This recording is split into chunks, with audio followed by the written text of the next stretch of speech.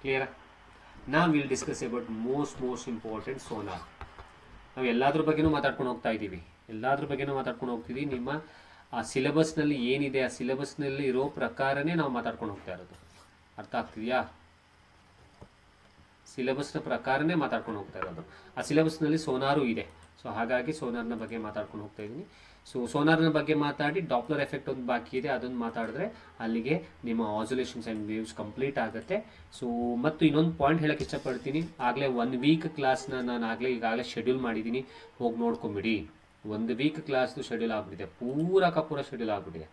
So ಹೋಗಿ ನೋಡಿ.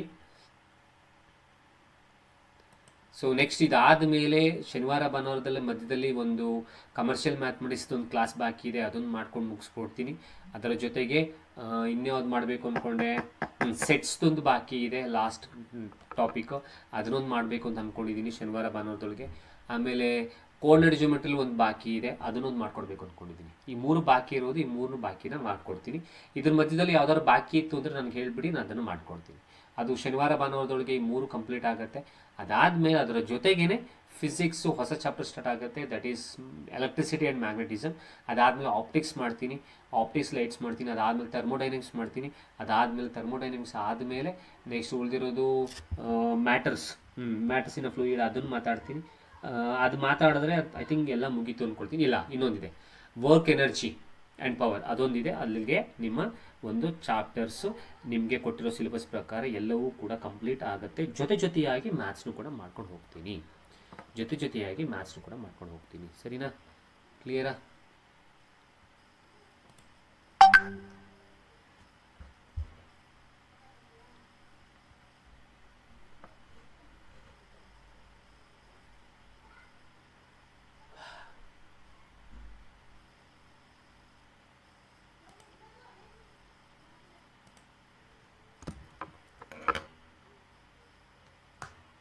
Okay, shall we continue? ಇಲ್ಲಿ ಇದ್ದೀರಲ್ಲ, ಕ್ಲಾಸಲ್ಲಿ ಇದ್ದೀರಲ್ಲ? ಓಕೆ, ಸೋನಾರ್ ಬಗ್ಗೆ ಮಾತಾಡೋಣ. So very important concept. Sonar full form ಏನು? ಸೌಂಡ್ ನ್ಯಾವಿಗೇಷನ್ ಆ್ಯಂಡ್ ರೇಂಜಿಂಗ್, ಧ್ವನಿ ಸಂಚರಣೆ ಮತ್ತು ದೂರಮಾಪನ. Topic application of sound waves, ಎಲ್ಲಿ ಬರುತ್ತೆ, ಎಲ್ಲಿ ಯೂಸ್ ಆಗುತ್ತೆ ಸೋನಾರ್ ಅಂದರೆ ಏನು? Sonar is a device that uses ultrasonic waves to detect under water objects and measure their distance and the depth. ಸಮುದ್ರದ ಒಳಗೆ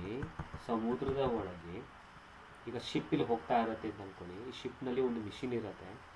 ಈ ಮಿಷಿನ್ ಏನು ಮಾಡುತ್ತೆ, ಒಂದು ಅಲ್ಟ್ರಾಸೋನಿಕ್ ವೇವ್ಸ್ನ ಸೌಂಡ್ನ ಕಳಿಸಿದ ಮೇಲೆ, ಇಲ್ಲಿಂದ ಕಳಿಸಿದ ಮೇಲೆ ಇದು ಕೆಳಭಾಗಕ್ಕೆ ಹೋಗಿ ಅದು ರಿಫ್ಲೆಕ್ಟ್ ಆಗುತ್ತೆ. ಈ ರಿಫ್ಲೆಕ್ಟ್ ಆದಾಗ ಇಲ್ಲಿ ರಿಸೀವರ್ ಬಾಕ್ಸ್ ಇರುತ್ತೆ. ಆ ರಿಸೀವರ್ ಬಾಕ್ಸು ಅದನ್ನು ಹಿಡ್ಕೊಳ್ಳುತ್ತೆ. ಆ ರಿಸೀವರ್ ಬಾಕ್ಸ್ ಹಿಡ್ಕೊಳ್ಳೋದ ಮೇಲೆ ಇವುಗಳ ನಡುವಿನ ದೂರವನ್ನು ಫೈಂಡ್ ಔಟ್ ಮಾಡಿಕೊಂಡು ಇಲ್ಲಿಂದ ಇಲ್ಲಿರುವ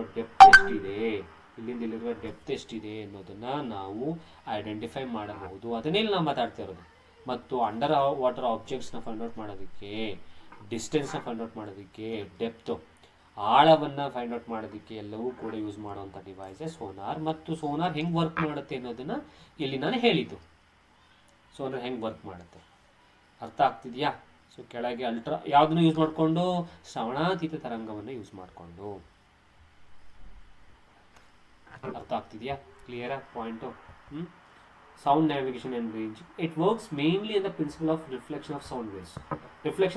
ನಾನು ಏನು ಹೇಳಿದೆ, ಇಲ್ಲಿ ಶಿಪ್ ಇದೆ, ಇಲ್ಲೊಂದು ಬಾಕ್ಸ್ ಇರುತ್ತೆ, 2 ಬಾಕ್ಸ್ ಇರುತ್ತೆ. ಇಲ್ಲಿಂದ ಇಲ್ಲಿ ಅದು ಅಲ್ಟ್ರಾಸೋನಿಕ್ ಸೌಂಡ್ ವೇವ್ಸ್ನ ಕಳಿಸುತ್ತೆ, ಇದು ವಾಪಸ್ ರಿಫ್ಲೆಕ್ಟ್ ಆಗುತ್ತೆ, ಇದು ರಿಸೀವರ್ ಹಿಡ್ಕೊಳ್ಳುತ್ತೆ. ಇಷ್ಟೇ ತಾನೇ ಮಾತಾಡಿದ್ದು, ಅದು ರಿಫ್ಲೆಕ್ಟ್ ಆಗಬೇಕಲ್ಲ. ಸೊ ಅದೇನೆ ಪ್ರತಿಫಲನದ ತತ್ವದ ಮೇಲೆ ಇದನ್ನು ಕೇಳಬಹುದು. ಸೋನಾರ್ ಯಾವುದ್ರ ಮೇಲೆ ಯಾವ ಪ್ರಿನ್ಸಿಪಲ್ ಮೇಲೆ ವರ್ಕ್ ಮಾಡುತ್ತೆ? ಓಕೆನಾ? Sonar works on the principle of echo ಅಂತಂದರೆ, ಎಕೋನೂ ಹೇಳ್ಬಿಡ್ತೀನಿ ಕೇಳಿಸ್ಕೊಳ್ಳಿ. ಎಕೋ ಆಗಬೇಕು, ಈಗ ನನ್ನ ಸೌಂಡ್ ಎಕೋ ಆಗ್ತಾ ಇದೆ ಅಂತ ಒಂದ್ಸಲಿ ಹೇಳ್ತಿರಲ್ಲ. ಎಕೋ ಆಗಬೇಕು ಅಂತಂದರೆ, ಪ್ರತಿಧ್ವನಿ ಆಗಬೇಕು ಅಂತಂದರೆ ಮೊದಲನೇದು ಒಂದು ಕಂಡೀಷನ್ ಇದೆ. ಏನು ಕಂಡೀಷನ್ ಅಂತಂದರೆ, ಮಿನಿಮಮ್ 17 ಮೀಟರ್ ಇರಬೇಕು, 17 ಮೀಟರ್ ದೂರ ಇರಬೇಕು. ಇಲ್ಲಿ ಒಂದು ಡಿಸ್ಟೆನ್ಸ್, ಒಂದು ಸೌಂಡ್ ಅನ್ನುವಂಥದ್ದು ಅಷ್ಟು ದೂರ ಒಂದು ಗೋಡೆಗೆ ಹೋಗಿ ಬಡಿದು ವಾಪಸ್ ರಿಫ್ಲೆಕ್ಟ್ ಆಗಿ ಬರುವಂಥದ್ದನ್ನೇ ನಾವು ಎಕೋ ಅಂತ ಕರೆಯುವಂಥದ್ದು, ಪ್ರತಿಧ್ವನಿ ಅಂತ ಕರೆಯುವಂಥದ್ದು. ಬಿಜಾಪುರದವ್ರು ಯಾರೋ ಫೋನ್ ಮಾಡಿದ್ರು ಆ್ಯಕ್ಚುಲ್ ಆಗಿ ಇವತ್ತು ನನಗೆ, ಸರ್ ನಾನು ಕೋರ್ಸ್ ತೊಗೋಬೇಕು, ಯಾರಾದರೂ ಬಿಜಾಪುರದವ್ರು ಇದ್ದರೆ ಅವ್ರಿಗೆ ಗೊತ್ತಾಗ್ಬಿಡುತ್ತೆ. ಬಿಜಾಪುರದಲ್ಲಿ ಗೋಲ್ ಗುಂಬಸ್ ಇದೆ ಹೌದಲ್ವಾ, ಆ ಗೋಲ್ ಗುಂಬಸ್ಸಲ್ಲಿ ನಾವು ಹೋಗಿ ನಿಂತು ಮಾತಾಡಿದ್ರೆ ನಮಗೆ 5 ಸತಿನೋ 7 ಸತಿನೋ ವಾಯ್ಸ್ ಕ್ಲಿಯರಾಗಿ ವಾಪಸ್ ರಿಫ್ಲೆಕ್ಟ್ ಆಗುತ್ತೆ, ಅಂದರೆ ಎಕೋ ಕೇಳಿಸುತ್ತೆ ಅನ್ನುವಂಥದ್ದು. ಹೌದಾ? ಕರೆಕ್ಟಾ? ಸೊ ಅದೇ ಎಕೋ ಬಗ್ಗೆ, ಪ್ರತಿಧ್ವನಿ ಬಗ್ಗೆ. ಇದ್ರ ಬಗ್ಗೆ ಪ್ರಶ್ನೆ ಕೇಳ್ಬೋದು, ಎಷ್ಟು ಮೀಟರ್ ಇರಬೇಕು ಅಂತ ಕೇಳ್ಬೋದು. 17 ಮೀಟರ್ ಇರಬೇಕು. Sonar works on the principle of echo. An ultrasonic pulse is sent into a water. It gets reflected from an underwater object and returns to the receiver. What I said, ಅದೇ ತಾನೇ ಹೇಳಿದ್ದು. ಒಂದು ಈ ಥರ ಬರೆದ್ಬಿಟ್ಟು ನೀರೊಳಗೆ ಹಿಂಗಿರುತ್ತೆ, ship ಒಳಗೆ object ಹೇಳ್ದಲ್ಲ, the same ಅದನ್ನೇ ಇಲ್ಲಿ ಈ ಒಂದು ಸ್ಲೈಡಲ್ಲಿ ಇರುವಂಥದ್ದು. How sonar works. ಇಲ್ಲಿ ನಾವು 2 ಬಾಕ್ಸ್ನ ಮಾತಾಡ್ದೋ, ನಾವು ಒಂದು ಬಾಕ್ಸ್ ಹೆಸರು ಹೇಳಲಿಲ್ಲ ನಾನು. ಇಲ್ಲಿ 2 ಬಾಕ್ಸು, ಒಂದು ರಿಸೀವರು, ಒಂದು transmitter. Transmitter produces ultrasonic waves. ಇಲ್ಲಿಂದ ಟ್ರಾನ್ಸ್ಮೀಟರ್ ಏನು ಮಾಡುತ್ತೆ, ಅಲ್ಟ್ರಾಸೋನಿಕ್ ಸೌಂಡನ್ನು ಕಳಿಸುತ್ತೆ. ಇಲ್ಲಿ ವಾಪಸ್ ಇದು ಸಮುದ್ರದ ನೀರು, ಇದು ವಾಪಸ್ ನೆಲಭಾಗ, ಲಾಸ್ಟ್ ನೆಲಭಾಗ. ಇಲ್ಲಿ ಹೋದ್ಮೇಲೆ ಏನಾಗುತ್ತೆ, ವೇವ್ಸು ಇಲ್ಲಿ ಅಂಡರ್ ವಾಟರ್ ಆಬ್ಜೆಕ್ಟ್ ಇರುತ್ತೆ ಅದರ ಮೇಲೆ ಹೊಡೆಯುತ್ತೆ. ಹೊಡೆದ ಮೇಲೆ ಏನಾಗುತ್ತೆ, ಅದು ವಾಪಸ್ ರಿಫ್ಲೆಕ್ಟ್ ಆಗುತ್ತೆ. ರಿಫ್ಲೆಕ್ಟ್ ಆಗುವಂಥದ್ದನ್ನು ಯಾವ್ದು ಹಿಡ್ಕೊಳ್ಳುತ್ತೆ, ರಿಸೀವರ್ ತಗೊಳ್ಳುತ್ತೆ. ಆಗ ಇವುಗಳ ನಡುವಿನ ಟೈಮ್ ಏನು ಬರುತ್ತೆ ತಗೊಂಡು ಅವುಗಳ ನಡುವಿನ ದೂರವನ್ನು ನಾವು ಅಳಿತೀವಿ. ಇದೇ ನಾನು ಫಸ್ಟ್ ಹೇಳಿದ್ದು, ಸೇಮ್ ಅಲ್ಲಿ ಸ್ಟೇಟ್ಮೆಂಟ್ ಇದೆ. And main parts of sonar. ಸೋನಾರ್ದು ಮೇನ್ ಪಾರ್ಟ್ಸ್ ಯಾವುದು? ಟ್ರಾನ್ಸ್ಮಿಟರ್ ಇರುತ್ತೆ, ರಿಸೀವರ್ ಇರುತ್ತೆ, ಟ್ರಾನ್ಸ್ಡ್ಯೂಸರ್ ಇರುತ್ತೆ, ಟೈಮರ್ ಇರುತ್ತೆ. ಟ್ರಾನ್ಸ್ಡ್ಯೂಸರ್ ಅಂತಂದರೆ ಅದು ಕನ್ವರ್ಟ್ ಮಾಡುವಂಥದ್ದು, ಸಿಗ್ನಲ್ಸ್ಗಳನ್ನು ಕನ್ವರ್ಷನ್ ಮಾಡುವಂಥದ್ದು. ಅರ್ಥ ಆಗ್ತಿದೆಯಾ?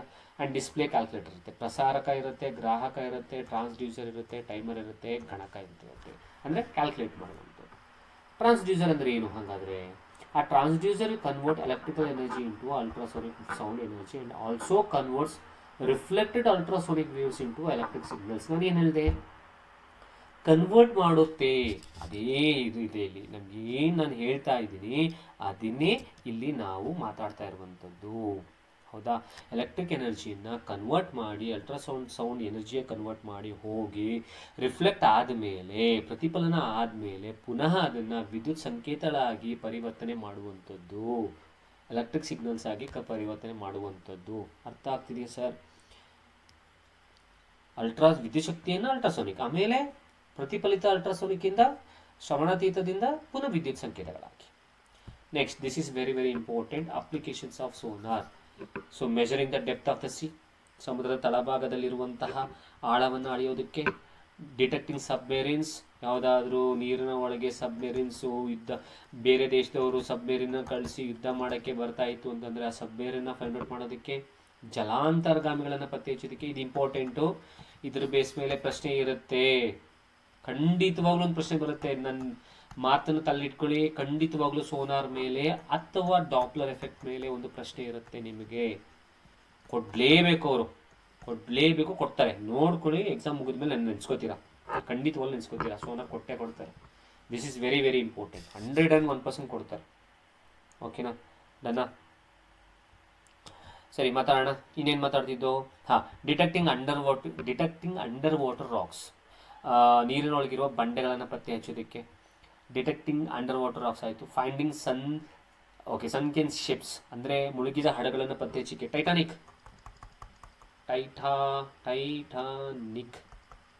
ಗೊತ್ತಿದೆಯಾ? Detecting under water objects. Mapping the sea floor, ಸಮುದ್ರದ ತಳಭಾಗದ ನಕ್ಷೆಯನ್ನು ತಯಾರಿಸೋದಕ್ಕೆ. ಸಮುದ್ರದ ತಳಭಾಗದಲ್ಲಿ ಏನೇನಿದೆ, ಹೇಗಿದೆ, ದಾರಿ ಕಂಡುಹಿಡಿಯೋದಕ್ಕೆ ನಕ್ಷೆಯನ್ನು ತಯಾರಿಸೋದಕ್ಕೆ ಯೂಸ್ ಮಾಡ್ತಾರೆ ಅನ್ನುವಂಥದ್ದು. ಕ್ಲಿಯರ್? ಇಷ್ಟು ಸೋನಾರ್ ಬಗ್ಗೆ ಅರ್ಥ ಆಗ್ಬಿಟ್ಟಿದೆ ಅಂತ ಅಂದ್ಕೊಳ್ತೀನಿ, ನಿಮಗೆ ಕ್ಲಿಯರ್ ಆಗಿದೆ ಅಂತ ಅಂದ್ಕೊಳ್ತೀನಿ. ಪಾಯಿಂಟ್ ಟು ಪಾಯಿಂಟ್ ಹೇಳಿದ್ದೀನಿ ನಾನು. ಓಕೆನಾ? Next, Doppler effect. Doppler effect ನಾವು ಮಾತಾಡೋಣ. ಡಾಪ್ಲರ್ ಪರಿಣಾಮ ಅಂತ ನಾವು ಕರಿತೀವಿ. ಡಾಪ್ಲರ್ ಪರಿಣಾಮ. ಈ ಡಾಪ್ಲರ್ ಪರಿಣಾಮವನ್ನು ಅರ್ಥ ಮಾಡ್ಕೋಬೇಕು ಅಂದರೆ ತಲೆನೇ ಕೆಡಿಸ್ಕೊಬೇಡಿ. ಒಂದು ಎಕ್ಸಾಂಪಲ್ ಹೇಳ್ತೀನಿ, ಎಕ್ಸಾಂಪಲ್ನ ಮುಖಾಂತರ ಆರಾಮಾಗಿ ನೀವು ಈ ಡಾಪ್ಲರ್ ಎಫೆಕ್ಟನ್ನು ಆರಾಮಾಗಿ ಅರ್ಥ ಮಾಡ್ಕೋಬೋದು. ಸರ್ ಏನು ಸರ್ ಎಕ್ಸಾಂಪಲ್ಲು? ಅಸ್ಯೂಮ್ ದಟ್ ನೀವು ಅರ್ಥ ಮಾಡ್ಕೊಳ್ಳಿ, ನೀವು ರೋಡಲ್ಲಿ ನಿಂತಿರ್ತೀರಾ ಅಂತ ಅಂದ್ಕೊಳ್ಳಿ.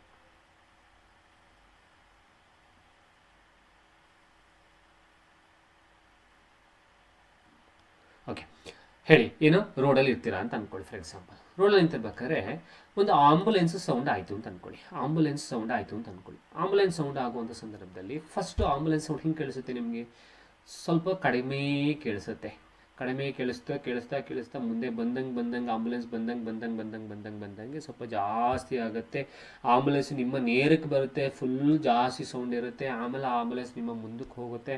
ಆಂಬುಲೆನ್ಸ್ನ ಮುಂದಕ್ಕೆ ಹೋಗ್ತಾ ಅದೇನಾಗುತ್ತೆ, ಆ ಒಂದು ಸೌಂಡು ಕಡಿಮೆ ಆಗ್ತಾ ಹೋಗುತ್ತೆ. ಅಂದರೆ ಇಲ್ಲಿ ನಾವು ಒಂದು ಪಾಯಿಂಟನ್ನು ಅರ್ಥ ಮಾಡ್ಕೋಬೇಕಾದ್ರೇನು, ಸೌಂಡ್ ಬದಲಾವಣೆ ಆಗ್ತಿದೆ ಅಂತಂದರೆ ಆ ಒಂದು ಧ್ವನಿಯ ಆವೃತ್ತಿಯಲ್ಲಿ ಬದಲಾವಣೆ ಆಗ್ತಿದೆ. ಸೊ ಸೌಂಡ್ ಫ್ರೀಕ್ವೆನ್ಸಿ ಬದಲಾವಣೆ ಆಗ್ತಿದೆ. ಅಂದರೆ ನೀವು ನಿಂತಿದ್ದೀರಾ, ಆ ಆಂಬುಲೆನ್ಸ್ ನೀವು ನಿಂತಿರೋ ಪೊಸಿಷನ್ ಕಂಪೇರ್ ಮಾಡಿದ್ರೆ ಆಂಬುಲೆನ್ಸ್ ಚಲಿಸ್ತಾ ಇದೆ, ಆಂಬುಲೆನ್ಸ್ ಓಡ್ತಾ ಇದೆ, ಆಂಬುಲೆನ್ಸ್ ಇಸ್ ಇನ್ ಮೋಷನ್. ಅರ್ಥ ಆಗ್ತಿದೆಯಾ? The relative motion between source and the observer. ಇಲ್ಲಿ ಸೋರ್ಸ್ ಯಾವುದು ಸರ್? Source ambulance. ಅಬ್ಸರ್ವರ್ ಯಾರು ಸರ್? ನೀವು. ನೀವು ಅನ್ನೋದು ಕನ್ನಡದಲ್ಲಿ ಬರ್ತದ ಅಲ್ಲ ಇಂಗ್ಲೀಷಲ್ಲಿ ಬರ್ತದ ನೀವು. ಸೊ ಸೋರ್ಸ್ ಮತ್ತು ಈ ಅಬ್ಸರ್ವರ್ ಮಧ್ಯೆ ರಿಲೇಟಿವ್ ಮೋಷನ್ ಇತ್ತು ಅಂತಂದಾಗ ಆ ಒಂದು ಸೌಂಡ್ನ ಫ್ರೀಕ್ವೆನ್ಸಿಯಲ್ಲಿ ನಿಮಗೇನಾದರೂ ಚೇಂಜ್ ಕಂಡು ಬಂತು ಅಂತಂದರೆ ತರಂಗದ ಮೂಲ ಮತ್ತು ವೀಕ್ಷಕನ ನಡುವಿನ ಸಾಪೇಕ್ಷ ಚಲನೆಯಿಂದಾಗಿ ವೀಕ್ಷಕನಿಗೆ ಕೇಳಿಸುವ ಆವೃತ್ತಿಯಲ್ಲಿ ನಮಗೆ ಬದಲಾವಣೆ ಕಂಡು ಬಂತು ಅಂದರೆ ಅದೇ ಡಾಪ್ಲರ್ ಪರಿಣಾಮ. It's very very important. ಓಕೆನಾ? ಅರ್ಥ ಆಗ್ತಿದೆಯಾ ಹೇಳುವಂಥದ್ದು? Source and observers are stationary. ಈಗ ಸೋರ್ಸು ಅಬ್ಸರ್ವರ್ ಇಬ್ಬರು ಸ್ಟೇಷನರಿ ಆಗಿರ್ತಾರೆ, ನಿಂತ್ಕೊಂಡಿರ್ತಾರೆ, ಸ್ಥಿರ ಆಗಿರ್ತಾರೆ. ಆಗ ಡಾಪ್ಲರ್ ಪರಿಣಾಮ ಇರುತ್ತಾ? ಇಲ್ಲ. ಈಗ ತಾನೇ ಹೇಳ್ಬಿಟ್ಟೆ ಡಾಪ್ಲರ್ ಪರಿಣಾಮ ಅಂತಂದರೆ. ಹೌದಾ? ರಿಲೇಟಿವ್ ಮೋಷನ್ ಇರಬೇಕು, ಸಾಪೇಕ್ಷ ಚಲನೆ ಇರಬೇಕು. ಆಯಿತಾ? ಸಾಪೇಕ್ಷ ಚಲನೆ ಇರಬೇಕು. ಆಗ ಅದರಲ್ಲಿ ಫ್ರೀಕ್ವೆನ್ಸಿಲಿ ಆವೃತ್ತಿಯಲ್ಲಿ ಬದಲಾವಣೆ ಆದರೆ ಅರ್ಥ ಆಗ್ತಿದೆ ಹೇಳೋದು? ಕ್ಲಿಯರಾ? ಪಾಯಿಂಟ್ ಅರ್ಥ ಆಗ್ತಿದೆ ಅಂತ ಅಂದ್ಕೊಳ್ತೀನಿ. ನಾನು ಹೇಳುವಂಥ ಪ್ರತಿಯೊಂದು ಪಾಯಿಂಟು ಅರ್ಥ ಆಗ್ತಿದೆ ಅಂತ ಅಂದ್ಕೊಳ್ತೀನಿ. ನೆಕ್ಸ್ಟು ಸರಿ, ಸೋರ್ಸ್ ಆ್ಯಂಡ್ ಅಬ್ಸರ್ವರ್ ಮೂವ್ಸ್. ಈಗ ಸೋರ್ಸು ಅಥವಾ ಅಬ್ಸರ್ವರ್ ಮೂವ್ ಆಯಿತು ಅಂದರೆ yes, frequency appearance to be change. ಆಗ ಆವರ್ತನದಲ್ಲಿ ಬದಲಾವಣೆ ಆಗುತ್ತೆ. ಸೋರ್ಸ್ ಅಪ್ರೋಚಸ್ ಅಬ್ಸರ್ವರ್, ಬರ್ತಾ ಇದೆ ಹಾಗೆ ಇನ್ಕ್ರೀಸ್ ಆಗುತ್ತೆ. ಖಂಡಿತವಾಗಲೂ ಅದೇ ಎಕ್ಸಾಂಪಲ್ ಕೊಟ್ಟಿದ್ದು. ಮುಂದಕ್ಕೆ ಹೋಯಿತು, ಡಿಕ್ರೀಸ್ ಆಗುತ್ತೆ. ಆವರ್ತನ ಕಡಿಮೆ ಹೆಚ್ಚಾಗಿರುತ್ತೆ. ಫಸ್ಟು ಸಮೀಪದಲ್ಲಿ ತಂದಾಗ ದೂರವಾದ ಕಡಿಮೆ ಆಗುತ್ತೆ. ಸರಿನಾ ಸರ್? ಅರ್ಥ ಆಗ್ತಿದೆಯಾ ಸರ್? ನಾ F important terms. F actual frequency of a source, ಮೂಲ ನಿಜವಾದ ಆವರ್ತನ. ಎಫ್ ಡ್ಯಾಶ್ ಅಪಿಯರೆಂಟ್ ಫ್ರೀಕ್ವೆನ್ಸಿ ಅಂದರೆ ಕೇಳಿಸುವಂಥದ್ದು. ವಿ ಅದರ ವೆಲಾಸಿಟಿ, ಅದರ ಎಷ್ಟು ಶಬ್ದದ ವೇಗ ಇರುತ್ತೆ. V naught velocity of the observer, ವೀಕ್ಷಕನ ವೇಗ. ಅವನು ಅಬ್ಸರ್ವರ್ ಯಾರಿರ್ತಾರೆ ಅವ್ರದ್ದು. V S velocity of the source ಅಂದರೆ ಆ ಒಂದು ಮೂಲ ಏನಿರುತ್ತೆ ಅದರ ವೇಗ, ಅಂದರೆ ಸೋರ್ಸ್ ಏನಿರುತ್ತೆ ಅದರ ವೇಗ. ಅಂದರೆ ಆಂಬುಲೆನ್ಸನ್ನು ತೊಗೊಂಬಿಡಿ ನೀವು. ಈ ಒಂದು ಎಕ್ಸಾಂಪಲ್ ಏನಂತ ತಗೊಳ್ಳಿ, ambulance. F dash actually F dash ಕೇಳಿಸ್ತಾ ಇರೋದು ನಿಮಗೆ ಕೇಳಿಸುವಂಥದ್ದು. ವಿ ಸೌಂಡ್ ವೇಗ, ವಿ ನಾಟ್ ಅಬ್ಸರ್ವರ್ದು ವೇಗ, ಅಬ್ಸರ್ವರ್ದು ವೆಲಾಸಿಟಿ, ಮತ್ತು ವಿ ಎಸ್ ಸೋರ್ಸ್ ವೆಲಾಸಿಟಿ. ಕ್ಲಿಯರಾ? ಇದು formulas. Source approaching observer, when the source moves towards the stationary observer, ಆಗ ಏನಾಗುತ್ತೆ, ಅಪಿಯರೆಂಟ್ ಫ್ರೀಕ್ವೆನ್ಸಿ ಇನ್ಕ್ರೀಸಸ್. ಅಂದರೆ ನೀವಿಲ್ಲಿ ನಿಂತಿರ್ತೀರಾ, ಆಂಬುಲೆನ್ಸ್ ಬರ್ತಾ ಇದೆ, ಆಗ ಇದರ ಸೌಂಡ್ ನಿಂಗೆ ಏನಾಗಬೇಕು, ಜಾಸ್ತಿ ಆಗಬೇಕು. ಹೌದಾ? ಆಗ ಏನಾಗುತ್ತೆ, F dash equals F E divided by V minus V S. ತಲೆ ಇಟ್ಕೊಳ್ಳಿ ಫಾರ್ಮುಲಾಸ್. ಆಮೇಲೆ ಇಲ್ಲೇನು ಬರೀಬೋದು, ಗ್ರೇಟರ್ ದೆನ್ ಎಫ್. ಸೊ ಇನ್ನೊಮ್ಮೆ point to be clear, F actual ಆಗಿ, ಎಫ್ ಡ್ಯಾಶ್ ಅಪಿರೆಂಟ್ ಕೇಳಿಸುವಂಥದ್ದು, ವಿ ಸೌಂಡ್ ವೆಲಾಸಿಟಿದು, ವಿ ನಾಟ್ ಅಬ್ಸರ್ವರ್ದು, V S velocity of source. ಸೂತ್ರ ಏನು ಬರುತ್ತೆ, F dash F V V minus V S. ಬರ್ದಿಟ್ಕೊಬಿಡಿ.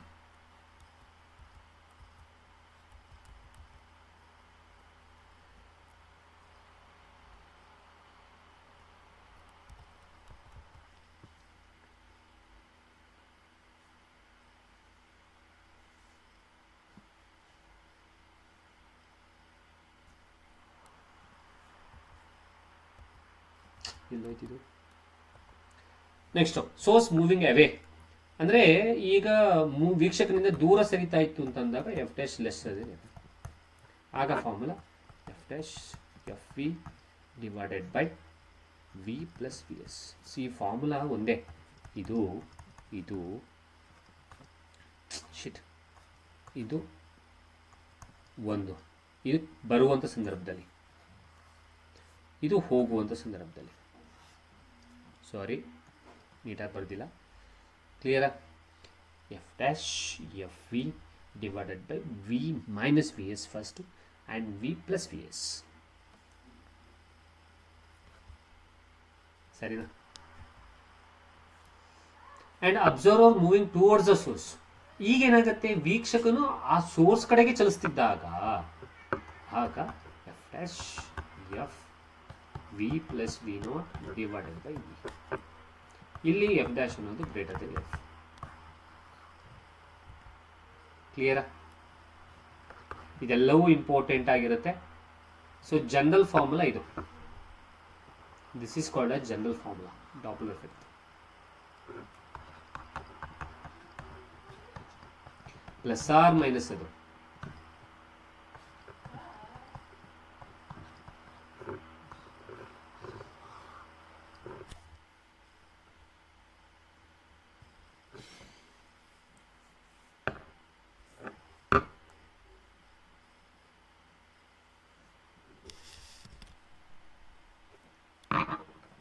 I hope ಕೇಳಿಸ್ಕೊತಿದ್ದೀರಾ. ರೆಕಾರ್ಡಲ್ಲಿ ಕೇಳಿಸ್ಕೊತಾ ಇರೋರಿಗೂ ಆಗಿರ್ಬೋದು ಅಥವಾ ಲೈವಲ್ಲಿ ಇರೋರ್ಗಾಗಿರ್ಬೋದು, ಎಲ್ಲರಿಗೂ ಅರ್ಥ ಆಗಿದೆ ಅಂತ ಅಂದ್ಕೊಳ್ತೀನಿ. ಅರ್ಥ ಆಗಲಿಲ್ಲ ಅಂತಂದರೆ ಹೇಳಿ, ನಾನು ಅದನ್ನು ಪುನಃ ಮತ್ತೊಮ್ಮೆ ಹೇಳ್ತೀನಿ ಅಥವಾ ಮೆಸೇಜ್ ಮಾಡಿ, ತೊಂದರೆ ಇಲ್ಲ. ಓಕೆನಾ? ನಾವು this is also one of the formula, V is equals to F lambda. V is equals to F lambda. So very very very important. Wavelength ಕಾನ್ಸೆಪ್ಟಲ್ಲಿ ನಾವು ಮಾತಾಡೋದಾದರೆ V is equals to F lambda. ಹಾಗಾದರೆ lambda formula will be V by F. ಇದ್ರ base ಮೇಲೂ ಪ್ರಶ್ನೆಗಳು ಕೇಳ್ಬೋದು ನಿಮಗೆ. ಇಲ್ಲಿ ಲ್ಯಾಂಬ್ಡಾ ಅಂದರೆ ಏನು? ವೇವ್ ಲೆಂತ್, ತರಂಗ ದೂರ. ಎಫ್ ಅಂದರೆ ಫ್ರೀಕ್ವೆನ್ಸಿ, ಗೊತ್ತಿದೆಯಾ?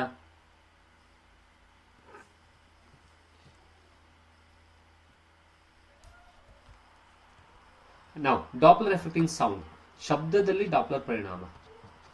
ಶಬ್ದದಲ್ಲಿ ಡಾಪ್ಲರ್ ಪರಿಣಾಮ.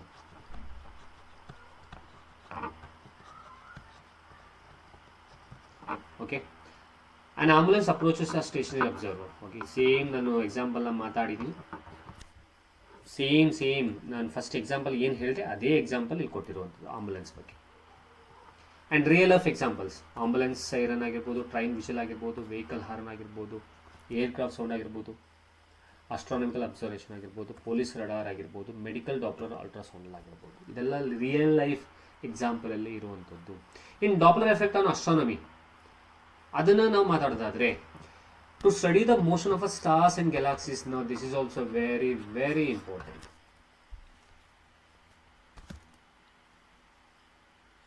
ನಾನು ಸೋನಾರ್ ಬಗ್ಗೆ, ಡಾಪ್ಲರ್ ಎಫೆಕ್ಟ್ ಬಗ್ಗೆ ಕೊಡ್ತಾರೆ, 100% ಇರುತ್ತೆ ಅಂತ ಹೇಳ್ತಿದ್ದೀನಿ ಅಂದರೆ ಪಕ್ಕ ಬರುತ್ತೆ ಅಂತಲ್ಲ, ಅದು ಹಂಗೆ ಬೇರೆ, ಅದು ತಪ್ಪಾಗಿ ಅರ್ಥ ಆಗ್ಬಿಡುತ್ತೆ. ಸರ್ ಹಿಂಗೆ ಹೇಳ್ಬಿಡ್ತೀರಾ, ಸೋನಾರು ಡಾಪ್ಲರ್ ಎಫೆಕ್ಟ್ ಇಂಪಾರ್ಟೆಂಟು, 100% ಬರುತ್ತೆ, ಕೇಳ್ಕೊಳ್ಳಿ, ಎಕ್ಸಾಮ್ ಆದಮೇಲೆ ಬಂದಮೇಲೆ ನಾನು ನೆನೆಸ್ಕೋತೀರಾ ಅಂತ ಹೇಳ್ತೀರಾ, ಅದು ಹಿಂಗೆ ಹೇಳ್ತಿದ್ದೀರಾ ಅಂತಂದರೆ, no, the both are very important concept. Sound ಇದರಲ್ಲಿ the both are very very important. ಹಾಗಾಗಿ ಇವೆರಡರ ಮೇಲೆ ಒಂದು ಕಾನ್ಸೆಪ್ಟ್ ಇರಬೇಕು ಅನ್ನೋಂಥದ್ದು ನನ್ನ ಭಾವನೆ, ನನ್ನ ಒಂದು ಏನು ಹೇಳ್ತೀವಿ, ಒಂದು ಏನೋ ಒಂದು ಊಹೆ, ಅದು ಅಸಂಪ್ಷನ್ ಅಂತ ನಾವು ಕರಿತೀವಿ. ಸರಿ, ಈಗ ಡಾಪ್ಲರ್ ಎಫೆಕ್ಟ್ ಅಸ್ಟ್ರಾನಮಿಯಲ್ಲಿ ಖಗೋಳದಲ್ಲಿ ಡಾಪ್ಲರ್ ಪರಿಣಾಮದಲ್ಲಿ ಯಾವಾಗ ಎಲ್ಲೆಲ್ಲಿ ಯೂಸ್ ಮಾಡ್ತಾರೆ? ಖಗೋಳದಲ್ಲಿ ಡಾಪ್ಲರ್ ಪರಿಣಾಮದ ಯೂಸಸ್ ಏನು? ಡಾಪ್ಲರ್ ಪರಿಣಾಮದ ಮಹತ್ವವೇನು? ಯೂಸಸ್ ಏನು? ನೋಡಿ, Doppler effect use to study the motion of stars, ನಕ್ಷತ್ರದ ಚಲನೆಯನ್ನ ಮತ್ತು ಗ್ಯಾಲಾಕ್ಸಿಗಳ ಚಲನೆಯನ್ನ ನೋಡೋದಕ್ಕೆ, ಸ್ಟಡಿ ಮಾಡೋದಕ್ಕೆ. ಅದ್ರಲ್ಲಿ ಎರಡು ಥರ, ಬ್ಲೂ ಶಿಫ್ಟ್, ರೆಡ್ ಶಿಫ್ಟ್ ಅಂತ ಡಿವೈಡ್ ಮಾಡಿದ್ದಾರೆ. ಬ್ಲೂ ಶಿಫ್ಟ್ಸ್ ಅಂದರೆ ಏನು? ಆಬ್ಜೆಕ್ಟ್ ಮೂವಿಂಗ್ ಟುವರ್ಡ್ಸ್ ಅಸ್, ಅಂದರೆ ನಮ್ಮ ಹತ್ರಕ್ಕೆ ಬರ್ತಾ ಇರೋದು. ಆಗೇನಾಗುತ್ತೆ, ಇದರಲ್ಲಿ ಫ್ರೀಕ್ವೆನ್ಸಿ ಇನ್ಕ್ರೀಸ್ ಆಗುತ್ತೆ, ವೇವ್ ಲೆಂತ್ ಡಿಕ್ರೀಸ್ ಆಗುತ್ತೆ. ತಲೆ ಇಟ್ಕೊಳ್ಳಿ. ರೆಡ್ ಶಿಫ್ಟಲ್ಲಿ ಏನಾಗುತ್ತೆ, object move away from us, ನಮ್ಮಿಂದ ದೂರ ಹೋಗ್ತಾ ಇರೋದು. ಅದರಲ್ಲಿ ಏನಾಗುತ್ತೆ, ಈಗ ಹತ್ರ ಬರ್ತಾ ಇದೆ ಅಂದರೆ ಫ್ರೀಕ್ವೆನ್ಸಿ ಇನ್ಕ್ರೀಸ್ ಆಗಬೇಕು, ವೇವ್ಲೆಂತ್ ಡಿಕ್ರೀಸ್ ಆಗಬೇಕು. ದೂರ ಹೋಗ್ತಾ ಇದೆ ಅಂತಂದರೆ ಫ್ರೀಕ್ವೆನ್ಸಿ ಡಿಕ್ರೀಸ್ ಆಗಬೇಕು, ವೇವ್ಲೆಂತ್ ಇನ್ಕ್ರೀಸ್ ಆಗಬೇಕು. ಕನ್ನಡದಲ್ಲಿ ಆವೃತ್ತಿ ಹೆಚ್ಚಾಗುತ್ತೆ,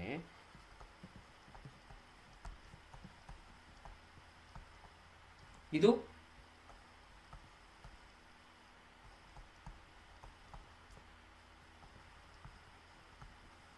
ವೈಸ ವರ್ಸ. ಫ್ರೀಕ್ವೆನ್ಸಿ ಡಿಕ್ರೀಸ್ ಆಗುತ್ತೆ, ವೇವ್ಲೆಂತ್ ಇನ್ಕ್ರೀಸ್ ಆಗುತ್ತೆ. ಕ್ಲಿಯರಾ? ಇದು ಇಂಪಾರ್ಟೆಂಟ್ ಕಂಡೀಷನ್. ಏನು ಡಾಪ್ಲರ್ ಎಫೆಕ್ಟ್ ಆಗಬೇಕು ಅಂದರೆ ಕಂಡೀಷನ್ ಏನು? ಮೇಜರ್ ಆಗಿ ರಿಲೇಟಿವ್ ಮೋಷನ್ ಇರಬೇಕು, ಸಾಪೇಕ್ಷ ಚಲನೆ ಇರಬೇಕು, ಸಾಪೇಕ್ಷ ಚಲನೆ ಇರಬೇಕು ವೀಕ್ಷಕ ಮತ್ತು ಸೋರ್ಸ್ನ ಮಧ್ಯೆ.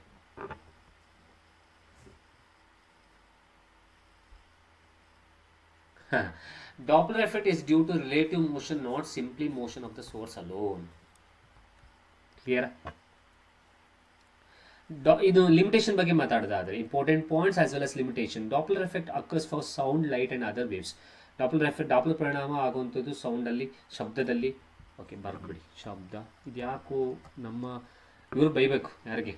ಪುನಃ ನಮ್ಮ ಟೀಮ್ಮೇಟ್ಗೆ. ಯಾಕೆ ಅಂತಂದರೆ ಇಂಗ್ಲೀಷಲ್ಲಿದೆ, ಕನ್ನಡದಲ್ಲಿ ಟೈಪ್ ಮಾಡಿಲ್ಲ.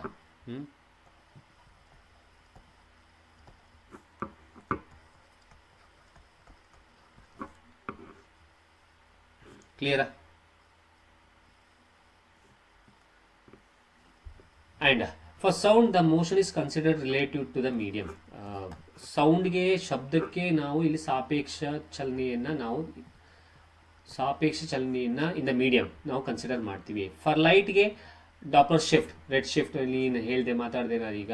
ಆ ಶಿಫ್ಟ್ ಬಗ್ಗೆ ನಾನು ಮಾತಾಡಿದ್ವಲ್ಲ, ಅದು ಯಾವ ಥರ? ಒಂದು ಟುವರ್ಡ್ಸ್ ಅಸ್, ನಮ್ಮ ಹತ್ರ ಬಂದ ಅಂತಂದಾಗ frequency increase, wavelength decrease.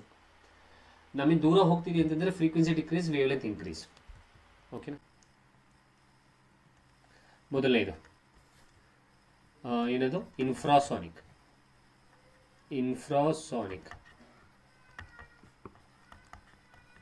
So ಇನ್ಫ್ರಾಸಾನಿಕ್ಸ್ ಅಂತಂದರೆ ಇದರ ಫ್ರೀಕ್ವೆನ್ಸಿ ಎಷ್ಟಿರುತ್ತೆ ಅಂತಂದರೆ ನಿಮಗೆ ಬಿಲೋ 20 ಹರ್ಟ್ಸ್ ಇರುತ್ತೆ. ಬಿಲೋ 20 ಹರ್ಟ್ಸ್ ಇರುತ್ತೆ ಅಂದರೆ 20 ಹರ್ಟ್ಸ್ಗಿಂತ ಕಡಿಮೆ ಇರುವಂಥದ್ದು. 20 ಹರ್ಟ್ಸ್ಗಿಂತ ಕಡಿಮೆ ಇರುವಂಥದ್ದು ಇದು ಶ್ರವ್ಯ ಅಂತ ನಾವು ಕರಿತೀವಿ, ಹೌದಲ್ವಾ? ಸೊ ಇದು ನಮಗೆ ಶ್ರವ್ಯ ಸೌಂಡ್ ಅನ್ನೋದು, ಇದರ ಫ್ರೀಕ್ವೆನ್ಸಿ ಬಿಲೋ 20 ಹರ್ಟ್ಸ್, ವಿಚ್ ನಮ್ಮ ಒಂದು ಹ್ಯೂಮನ್ ಇಯರ್ಗೆ ಕೇಳಿಸಲ್ಲ. ಎರಡನೇದು ಆಡಿಯೋಬಲ್ ಸೌಂಡ್ ಅಂತ ನಾವು ಕರಿತೀವಿ, ಆಡಿಯೋಬಲ್ ರೇಂಜ್ ಅಂತ ನಾವು ಕರಿತೀವಿ. ಆಡಿಯೋಬಲ್ ರೇಂಜ್ ಅಂತಂದರೆ ಇದು ನಮಗೆ ಕೇಳಿಸುವಂತಹ ಒಂದು ಶಬ್ದದ ಆವೃತ್ತಿ ಎಷ್ಟಿರುತ್ತೆ ಅನ್ನುವಂಥದ್ದು. ಈ ಆಡಿಯೋಬಲ್ ರೇಂಜಲ್ಲಿ ಬರುವಂಥದ್ದು ಏನು ಶಬ್ದಗಳಿರುತ್ತೆ ಅಥವಾ ಶಬ್ದ ಏನಿರುತ್ತೆ, ಆ ಹರ್ಟ್ಸ್ ಫ್ರೀಕ್ವೆನ್ಸಿ ಇರುತ್ತೆ, ಎಷ್ಟರಿಂದ ಎಷ್ಟುವರೆಗೆ ಇರುತ್ತೆ ಅಂತ ನಾನು ಹೇಳ್ತೀನಿ. ಅಷ್ಟರಿಂದ ಅಷ್ಟುವರೆಗೆ ಇರುವಂಥದ್ದನ್ನು ನಾವು ಆಡಿಯೋಬಲ್ ಅಂದರೆ ಕೇಳಿಸ್ಕೊಳ್ಳಬಹುದು. ಹಾಗಾದರೆ ನಾವು ಕೇಳಿಸಿಕೊಳ್ಳುವಂತಹ ಶಬ್ದ ಅಂತ ನಾವು ಕರಿತೀವಿ. ಕೇಳಿಸಿಕೊಳ್ಳುವ ಶಬ್ದ ಅಂದರೆ ನಮಗೆ ಮನುಷ್ಯನಿಗೆ ಹೇರ್ ಆಗುವಂಥದ್ದು ಅದು ಎಲ್ಲಿಂದ ಇರುತ್ತೆ ಅಂತಂದರೆ 20 ಹರ್ಟ್ಸ್ನಿಂದ 20,000 ಹರ್ಟ್ಸ್ವರೆಗೆ ಇರುತ್ತೆ. ಹಾಗಾದರೆ ಒಬ್ಬ ಮನುಷ್ಯ 20 ಹರ್ಟ್ಸ್ನಿಂದ 20,000 ಹರ್ಟ್ಸ್ವರೆಗಿರುವಂತಹ ಶಬ್ದದ ಫ್ರೀಕ್ವೆನ್ಸಿ ಇದು ಫ್ರೀಕ್ವೆನ್ಸಿ ಅಂತ ಕರಿತೀವಿ, ಆವೃತ್ತಿ.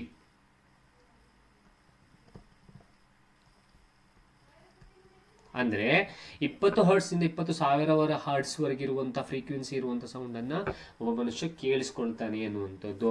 ಕ್ಲಿಯರಾ? ನೆಕ್ಸ್ಟ್ ಮೂರನೇದು ಅಲ್ಟ್ರಾಸೋನಿಕ್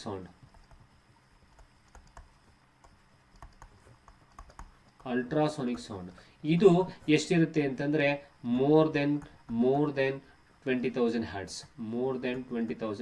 ಸರಿನಾ? ಮೋರ್ ದೆನ್ 20 ಹರ್ಟ್ಸ್, 20,000 ಹರ್ಟ್ಸ್ಗಿಂತ ಜಾಸ್ತಿ. 20,000 ಹರ್ಟ್ಸ್ಗಿಂತ ಜಾಸ್ತಿ. ಆಯ್ತಾ? ಇದನ್ನ ನಾವು ಶ್ರವಣಾತೀತ,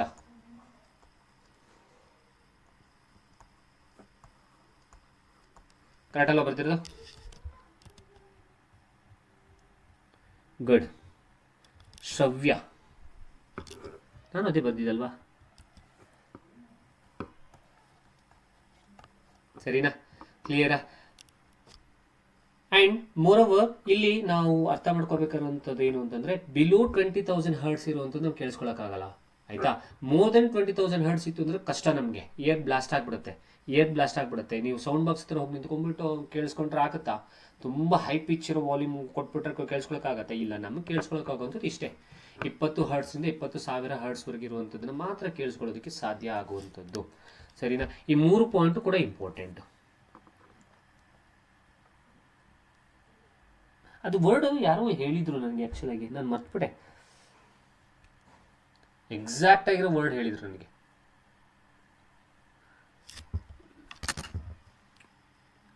ತುದಿ ಬಾಯಲ್ಲಿದೆ, ಬರ್ತಾ ಇಲ್ಲ, ಪರವಾಗಿಲ್ಲ. ಒಬ್ಬರು ಅಶ್ರವ್ಯ ಶಬ್ದ ಅಂತ ಕರೆದಿದ್ದಾರೆ. ಓಕೆ, ಶ್ರವ್ಯ ಶಬ್ದ ಅಂತಂದರೆ ಓಕೆ, ಡನ್. ಅದು ಪರ್ಟಿಕ್ಯುಲರ್ ಪಾಯಿಂಟು, ಅದು ಆ್ಯಕ್ಚುಲಾಗಿ ನಮ್ಮ ಟೀಮ್ ಮೇಟ್ ಮಾಡಿಲ್ಲ.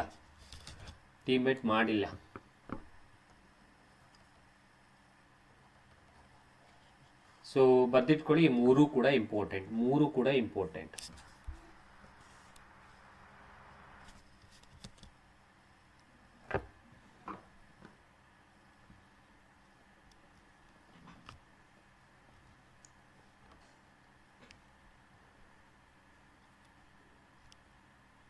ಅಶ್ರವ್ಯ, ಬರ್ದಿದೆಯಲ್ಲ. So that is what here. ನಾವು ಏನು ಮಾತಾಡ್ತೋ ಅದರ ಬಗ್ಗೆನೇ ಇಲ್ಲಿರುವಂಥದ್ದು. ಆರೋಗ್ಯವಂತ ಮಾನವನ ಕಿವಿಯಲ್ಲಿ ಕೇಳಬರುವ ಶಬ್ದದ ವ್ಯಾಪ್ತಿಯು ಸುಮಾರು 20 ಹರ್ಟ್ಸಿಂದ 20,000 ಹರ್ಟ್ಸ್. ಆಮೇಲೆ ಇದು ಇರುತ್ತೆ ನೋಡಿ, 20 ಕಿಲೋ ಹರ್ಟ್ಸ್ ಅಂತಲೂ ಇರುತ್ತೆ. 20 ಕಿಲೋ ಹರ್ಟ್ಸ್ ಅಂತಿದ್ರು ಅದೂ ಸರಿನೇ. ಈ ವ್ಯಾಪ್ತಿಗಿಂತ ಕಡಿಮೆ ಆವೃತ್ತಿಯ ಶಬ್ದಗಳನ್ನು ಇನ್ಫ್ರಾಸೋನಿಕ್ ಅಂತ ನಾವು ಕರಿತೀವಿ, ಮತ್ತು ಈ ವ್ಯಾಪ್ತಿಗಿಂತ ಹೆಚ್ಚಿನ ಆವೃತ್ತಿಯ ಶಬ್ದಗಳನ್ನು ಅಲ್ಟ್ರಾಸೋನಿಕ್ ಅಂತ ಕರಿತೀವಿ. ಅದೇ ಸೇಮ್ ನಾವು ಏನು ಮಾತಾಡ್ತೋ ಅದನ್ನೇ ಇಲ್ಲಿ ಸ್ಲೈಡಲ್ಲಿ ಇರುವಂಥದ್ದು. ಸೊ ನೋಡ್ಕೊಳ್ಳಿ. ಸೊ ಅದ್ರ ಬಗ್ಗೆ ಒಂದು ಸ್ವಲ್ಪ ಮಾಹಿತಿಯನ್ನು ಕೊಟ್ಟಿರುವಂತಹ ಸ್ಲೈಡು, ಸ್ವಲ್ಪ ಮಾಹಿತಿಯನ್ನು ಇರುವಂತಹ ಒಂದು ಇಮೇಜ್ ಇರುವಂಥದ್ದು. ಇಲ್ಲಿ ಇನ್ಫ್ರಾಸೋನಿಕ್ ಸೌಂಡ್ ಅಂತಂದರೆ ಅಶ್ರವ್ಯ ಶಬ್ದ ಅಂತ ನೀವೇ ಹೇಳಿದ್ರಿ. ಈ ಅಶ್ರವ್ಯ ಶಬ್ದದ್ದು ಬಿಲೋ 20 ಹರ್ಟ್ಸ್ ಇರುತ್ತೆ. ಇದು ಡಿಟೆಕ್ಟರ್ ಏನಕ್ಕೆ ಯೂಸ್ ಮಾಡ್ತೀವಿ, ಇದು ಯೂಸಸ್ಸು ಕೂಡ ನಮ್ಗೆ ಇಂಪಾರ್ಟೆಂಟ್ ಆಗುತ್ತೆ. ಮಾತಾಡೋಣ ಅದನ್ನ. ಈಗ ಫಾರ್ ಎಕ್ಸಾಂಪಲ್ ಅರ್ತ್ ಕ್ವ್ಯಾಕು, ವಾಲ್ಕನೋಸು, ಇವುಗಳೆಲ್ಲವೂ ಕೂಡ, ಆಮೇಲೆ ಎಸ್ಪೆಷಲಿ ಇದರ ಪ್ರಾಣಿಗಳ ಬಗ್ಗೆ ಕೇಳಬಹುದು. ವೇಲ್, ಆಯ್ತಾ, ರೈನೋಸಾರಸ್, ಎಲಿಫೆಂಟ್, ಆನೆ, ಆಯ್ತಾ, ಇವುಗಳೆಲ್ಲವೂ ಕೂಡ ಇನ್ಫ್ರಾಸೋನಿಕ್ ಸೌಂಡನ್ನು, ಬಿಲೋ 20 ಹರ್ಟ್ಸ್ ಇರುವಂತಹ ಸೌಂಡನ್ನು ಕೇಳಿಸ್ಕೊಳ್ಳುವಂತಹ ಕೇಳಿಸ್ಕೊಳ್ಳುವಂತಹ ಪ್ರಾಣಿಗಳು. ಸರಿನಾ ಸರ್? ಇವು ಇಂಪಾರ್ಟೆಂಟು, ಇದು ಇಂಪಾರ್ಟೆಂಟು. ಕೇಳಬಹುದು, ಕೇಳ್ತಾರೆ ಇದನ್ನ. ಆಮೇಲೆ ಜಿರಾಫೆ, ಪಿಜನ್ಸ್, ಇದೆಲ್ಲವೂ ಕೂಡ ನಿಮಗೆ 20 ಹರ್ಟ್ಸ್ಗಿಂತ ಕೆಳಗಿರುವ ಅಶ್ರವ್ಯ ಇನ್ಫ್ರಾಸೋನಿಕ್ ಸೌಂಡನ್ನು ಕೇಳಿಸ್ಕೊಳ್ಳುವಂತಹ ಒಂದು ಅನಿಮಲ್ಗಳಾಗಿರುತ್ತೆ, ಪ್ರಾಣಿಗಳಾಗಿರುತ್ತೆ. ಇನ್ನು ಆಡಿಬಲ್ ಸೌಂಡ್ ಎರಡನೇದು, ನಾವು ಕೇಳಿಸ್ಕೊಳ್ಳುವಂಥ ಶಬ್ದ 20 ಹರ್ಟ್ಸಿಂದ 20 ಕಿಲೋ ಹರ್ಟ್ಸ್ ಅಥವಾ 20,000 ಹರ್ಟ್ಸ್ ಆಗುತ್ತೆ. ಆ್ಯಂಡ್ ಸ್ಪೀಚ್ ಆಗುವಂಥದ್ದು 85ರಿಂದ 1100 ಹರ್ಟ್ಸ್ವರೆಗೂ ಇರುತ್ತೆ. ಇದು ಯಾವುದು ಮ್ಯೂಸಿಕಲ್ ಇನ್ಸ್ಟ್ರೂಮೆಂಟು ಮತ್ತು ಹ್ಯೂಮನ್ ಇಯರ್, ನಮಗೆ ಕೇಳಿಸುವಂಥದ್ದು, ನಮ್ಮ ಕಿವಿಗೆ ಕೇಳಿಸುವಂಥದ್ದು. ಇನ್ನು ಅಲ್ಟ್ರಾಸೌಂಡ್ ಬಂತು ಅಂತಂದರೆ ಶ್ರವಣಾತೀತ ತರಂಗ ಅಂತ ನಾವು ಕರಿತೀವಿ. ಅಂತಂದರೆ ಸೊ ಎಬೋ 20 ಕಿಲೋ ಹರ್ಟ್ಸ್ ಅಥವಾ ಎಬೋ 20,000 ಹರ್ಟ್ಸ್ ಅಂತ ನಾವು ಕರಿತೀವಿ. ಇದರಲ್ಲೂ ಅಷ್ಟೇ ಅನಿಮಲ್ಗಳ ಬಗ್ಗೆ ಕೇಳ್ತಾರೆ. ಬಾವುಲಿಗೆ ಇದನ್ನ ಯಾಕೆ ಯೂಸ್ ಮಾಡ್ಕೋತೀವಿ ಅಂತಂದರೆ, ಬಾವುಲಿ ಯಾಕೆ ಯೂಸ್ ಮಾಡ್ಕೊಳ್ತೀವಿ ಅಂತಂದರೆ, ರಾತ್ರಿ ಹೊತ್ತಿನಲ್ಲಿ ಎದುರಿಗೆ ಬರುವಂತಹ ಒಂದು ಆಬ್ಜೆಕ್ಟ್ಸ್ಗಳು ಏನೇ ಒಂದು ಅಡೆತಡೆ ಬರ್ತಾ ಇದೆ ಅಂತಂದರೆ, ಆ ಅಡೆತಡೆಯನ್ನು ತಡೆದು ಆ ಜಾಗದಿಂದ, ತಡೆದು ಅಂತಲ್ಲ, ಆ ಅಡೆತಡೆ ಬರ್ತಾ ಇದೆ ಅಥವಾ ಏನಾದರೂ ಒಂದು ಅಪೋಸಿಟ್ ಬರ್ತಾ ಇದೆ ಎನ್ನುವಂಥದ್ದು ಗೊತ್ತಾಗಬೇಕು. ಅದು ಗೊತ್ತಾದ ಮೇಲೆ ಅದನ್ನು ತಪ್ಪಿಸ್ಕೊಂಡು ಬೇರೆ ಕಡೆಗೆ ಟ್ರಾವೆಲ್ ಮಾಡುವಂತಹದಕ್ಕೆ ಆ ಬಾವುಲಿ ಎನ್ನುವಂಥದ್ದು ಇದನ್ನು ಯೂಸ್ ಮಾಡ್ಕೊಳ್ಳುತ್ತೆ. ಹಾಗಾಗಿ ಅಲ್ಟ್ರಾಸೌಂಡ್ ಮೇಲೂ ಕೂಡ, ಶ್ರವಣಾತೀತದ ಮೇಲೂ, ಅಲ್ಟ್ರಾಸೌಂಡ್ ಮೇಲೂ ಕೂಡ ಕೇಳಬಹುದು. ಆ ಅನಿಮಲ್ ಯಾವುದು ಅನ್ನೋದನ್ನು ಕೇಳಬಹುದು. ಕೆಲವೊಂದ್ಸಲ ಕೇಳಿರೋಂಥದ್ದು ನಾನು ನೋಡಿದ್ದೀನಿ. ಸೊ ಯಾವುದು? ಬಾವುಲಿ. ಬಟ್ ಇನ್ಫ್ರಾಸೌಂಡ್ಗೆ ಎಲಿಫೆಂಟು, ವೇಲ್, ಆನೆಗಳು, ಜಿರಾಫೆಗಳು, ಪಿಜನ್ಸು, ರೈನೋಸಸ್, ಇದೆಲ್ಲವೂ ಕೂಡ ಅದ್ರಲ್ಲಿ ಬರುತ್ತೆ ಅನ್ನೋಂಥದ್ದು. ಸರಿನಾ? ಆ್ಯಂಡ್ ಮೇಜರ್ ಆಗಿ ಅಲ್ಟ್ರಾಸೌಂಡ್ ನಾವು ಎಲ್ಲಿ ಯೂಸ್ ಮಾಡ್ತೀವಿ? ಸೈನ್ಸ್ ಫೀಲ್ಡಲ್ಲಿ ಯೂಸ್ ಮಾಡ್ತೀವಿ. ಗೊತ್ತಿದೆಯಾ? ಅಲ್ಟ್ರಾಸೌಂಡ್ ಸ್ಕ್ಯಾನಿಂಗ್ ಅಂತ ನಾವು ಕರಿತೀವಿ. ಸೈನ್ಸ್ ಅಂತಂದರೆ ಯಾವುದು? ಮೆಡಿಕಲ್ ಡಿಪಾರ್ಟ್ಮೆಂಟ್ ಅಂತ, ಮೆಡಿಕಲಲ್ಲಿ. ಸೊ ಅಲ್ಟ್ರಾಸೌಂಡ್ ಸ್ಕ್ಯಾನಿಂಗ್ ಅದನ್ನು ನಾವು ಯೂಸ್ ಮಾಡುವಂಥದ್ದು ಈ ಒಂದು ಅಲ್ಟ್ರಾಸೌಂಡ್ನ ಏನು 20,000 ಹರ್ಟ್ಸ್ ಮೇಲಿರುವ ಇದಿದೆ, ಸೌಂಡ್ ಇದೆ ಅಥವಾ ತರಂಗ ಇದೆ, ಅದನ್ನು ಯೂಸ್ ಮಾಡಿಕೊಂಡು ನಾವು ಆ ಸ್ಕ್ಯಾನ್ ಮಾಡ್ತೀವಿ ಅನ್ನುವಂಥದ್ದು. ಓಕೆನಾ?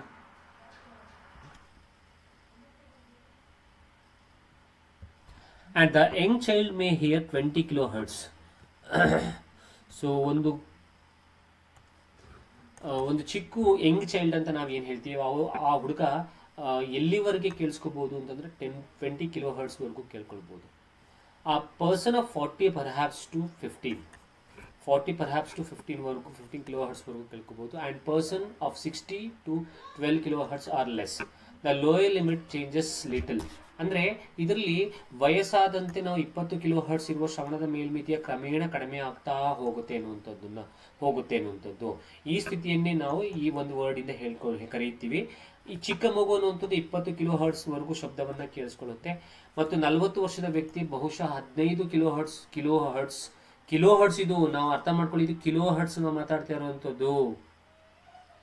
ಅರ್ಥ ಆಗ್ತಿದೆಯಾ? ಸೊ 15 ಕಿಲೋ ಹರ್ಟ್ಸ್ವರೆಗೆ ಮತ್ತು 60 ವರ್ಷದ ವ್ಯಕ್ತಿಯು 12 ಕಿಲೋ ಹರ್ಟ್ಸ್ವರೆಗೆ ಅಥವಾ ಅದಕ್ಕಿಂತ ಕಡಿಮೆ ಆವರ್ತನದ ಶಬ್ದವನ್ನು ಮಾತ್ರ ಕೇಳಬಲ್ಲರು. ಇದನ್ನು ಕೇಳಬಹುದು, ಯಾರಿಗೆ ಗೊತ್ತು, ಇದನ್ನು ಕೇಳಬಹುದು. ಸೊ ಇದನ್ನು ಪಾಯಿಂಟ್ನ ತಲೆ ಇಟ್ಕೊಂಡಿರಿ. ಸೊ ಒಂದೊಂದಾಗಿ ಮತ್ತೊಮ್ಮೆ ಹೇಳ್ಬಿಡ್ತೀನಿ. ಸೊ ವಯಸ್ಸಾದಂತೆ, ಅಪ್ಪರ್ ಏಜ್ ಆದಂಗೆ 20 ಕಿಲೋ ಹರ್ಟ್ಸ್ವರೆಗೆ, ಆಯಿತಾ? ಆಮೇಲೆ ಕಡಿಮೆ ಆಗುತ್ತಾ ಹೋಗುತ್ತೆ. ಆಮೇಲೆ ಮಗು ಅನ್ನುವಂಥದ್ದು 20 ಕಿಲೋ ಹರ್ಟ್ಸ್ವರೆಗಿನ ಶಬ್ದವನ್ನು ಕೇಳಿಸ್ಕೊಳ್ಳುತ್ತೆ.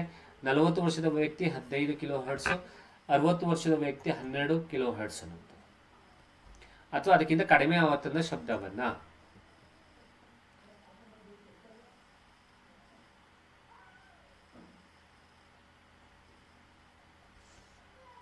ಸೊ 20, 15, 12 ಇಟ್ಕೊಳ್ಳಿ. ಚಿಕ್ಕ ಮಗು 40 ವರ್ಷ, 60 ವರ್ಷ. ಚಿಕ್ಕ ಮಗು 40 ವರ್ಷ, 60 ವರ್ಷ. ಬಟ್ ಅದು 20, 15, 12 ಇದು ಜಾಸ್ತಿ ಆಗ್ತಂದಾಗ ಇದು ಕಡಿಮೆ ಆಗುತ್ತೆ. ಚಿಕ್ಕ ಮಗು 20, ಆಮೇಲೆ 15, ಆಮೇಲೆ 12 ಅಷ್ಟೇ.